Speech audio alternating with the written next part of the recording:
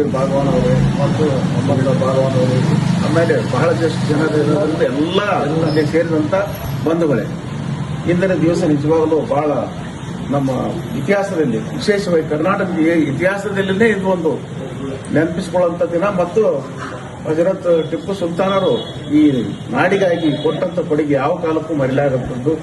ಆದರೆ ಈಗಿನ ಪ್ರಸ್ತುತ ಸಂದರ್ಭದಲ್ಲಿ ಅದನ್ನು ಅಳಿಸಿ ಹಾಕಲಿಕ್ಕೆ ಅಥವಾ ಅದಕ್ಕೆ ತದ್ವಿರುದ್ಧವಾಗಿ ಪ್ರಚೋದನಕಾರಿ ಒಂದು ವಿಷಯಗಳನ್ನು ಪ್ರಸ್ತಾಪ ಮಾಡ್ತಾ ಇರ್ತಕ್ಕಂಥ ಈ ಸಂಘ ಪರಿವಾರದವರಾತು ಈಗಿನ ಕೇಂದ್ರ ಸರ್ಕಾರ ಇದರ ಬಗ್ಗೆ ಬಹಳ ಎಷ್ಟು ನಾವು ಅದನ್ನು ಪ್ರಚುರಪಡಿಸ್ತೀವಿ ಅದನ್ನ ಅಷ್ಟು ಅವರು ಅಂದ್ರೆ ಕಡಿಮೆ ಮಾಡಬೇಕು ಏನು ಪ್ರಯತ್ನ ಮಾಡ್ತಾರೆ. ಆದರೆ ನಮ್ಮ ಕ್ಷೇತ್ರದಲ್ಲಿ ಡಾಕ್ಟರ್ ವಿಜಯಾನಂದ ಕಾಶ್ಯಪ್ರವರ ನೇತೃತ್ವದಲ್ಲಿ ಹೋದ ವರ್ಷ ಅದ್ದೂರಿಯಾಗಿ ಒಂದು ದೊಡ್ಡ ಫಂಕ್ಷನ್ ಸಂಡೆ ಸರ್ಕಲ್ ಮಾಡಿದ್ವಿ.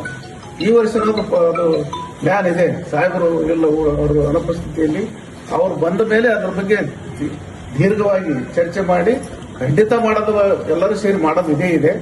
ಆ ಒಂದು ಸಂದರ್ಭದಲ್ಲಿ ಮಾತಾಡಲಿಕ್ಕೆ ಬಹಳ ಪರಿಣಿತರು ಮತ್ತು ವಿಚಾರವಂತರ ಆ ಸಭೆಯಲ್ಲಿ ಭಾಗವಹಿಸ್ತಾರೆ. ಅವಾಗ ಮಾತಾಡೋದು ಇದ್ದೇ ಇರುತ್ತೆ. ಆದರೆ ಇದು ಸಾಂಕೇತಿಕವಾಗಿ ಇವತ್ತು ನಡೆದಂತ ಈ ಕಾರ್ಯಕ್ರಮದಲ್ಲಿ ಭಾಗವಹಿಸಿದ ಮತ್ತು ನನಗೆ ಒಂದೆರಡು ಮಾತಾಡಕ್ಕೆ ಅವಕಾಶ ಕೊಟ್ಟಕ್ಕೆ ತಮ್ಮೆಲ್ಲರಿಗೂ ಧನ್ಯವಾದಗಳನ್ನು ಅರ್ಪಿಸಿ